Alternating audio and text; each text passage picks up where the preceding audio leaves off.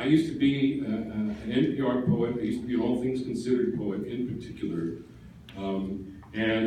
I was asked by the good people at Weekend All Things Considered to write a poem for National Poetry Month, kind of a roving poetry correspondent in April of 1997.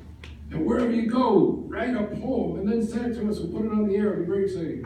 So I went to Philadelphia. And I wrote a poem about a man named Mumia Abu-Jamal. And some of you may know that name. Mumia Abu-Jamal, an African-American journalist and activist. He was convicted and sentenced to death for the slaying of a police officer in Philadelphia named David Faulkner. It was a trial that was derided by many, particularly Amnesty International, among others, as profoundly unjust. While Mumia is still in prison, he's not on death row anymore, but he'll be there for the rest of his life in prison. I started looking into what was going on, and I wrote a poem about Mumia Abu-Jamal, and the good people at All Things Considered freaked out. And they refused to air the poem, and they refused to air the poem because it was about him, because of the politics. One thing led to another.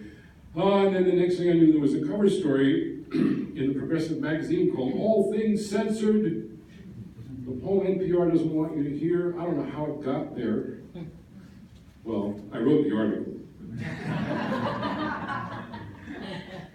So here's the poem. And by the way, they still don't want you to hear it. And they have still not invited me back.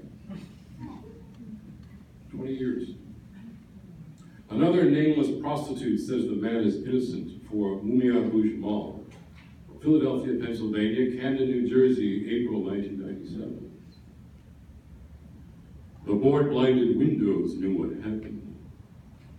The pavement sleepers of Philadelphia, groaning in their ghost-infested sleep, knew what happened. Every black man blessed with the gashed eyebrow of nightsticks knew what happened. Even Walt Whitman knew what happened.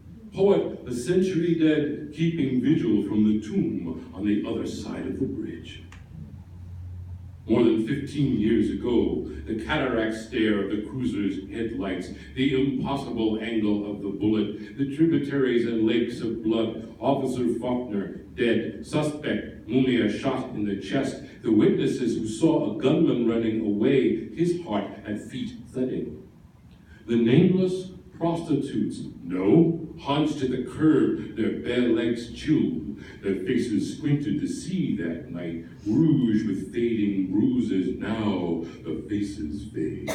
Perhaps an eyewitness putrefies, eyes open in a bed of soil, or floats in the warm Gulf Stream of her addiction, or hides from the fanged whispers of the police in the tomb of Walt Whitman, where the granite door is open and fugitive slaves may rest.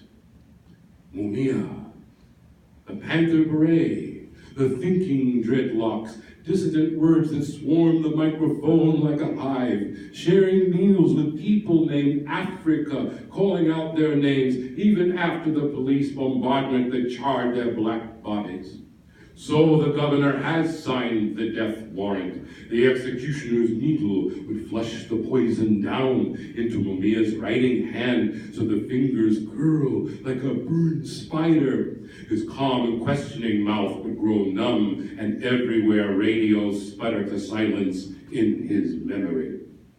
The veiled prostitutes are gone to the segregated balcony of whores. But the newspaper reports that another nameless prostitute says the man is innocent, that she will testify at the next hearing. Beyond the courthouse, a multitude of witnesses chants, prays, shouts for his prison to collapse, a shack in a hurricane. Mumia. If the last nameless prostitute becomes an unraveling turban of steam, if the judge's robes become clouds of ink swirling like octopus deception, if the shroud becomes your Amish quilt, if your dreadlocks are snipped during autopsy, then drift above the ruined RCA factory that once birthed radios to the tomb of Walt Whitman, where the granite door is open and fugitive slaves may rest.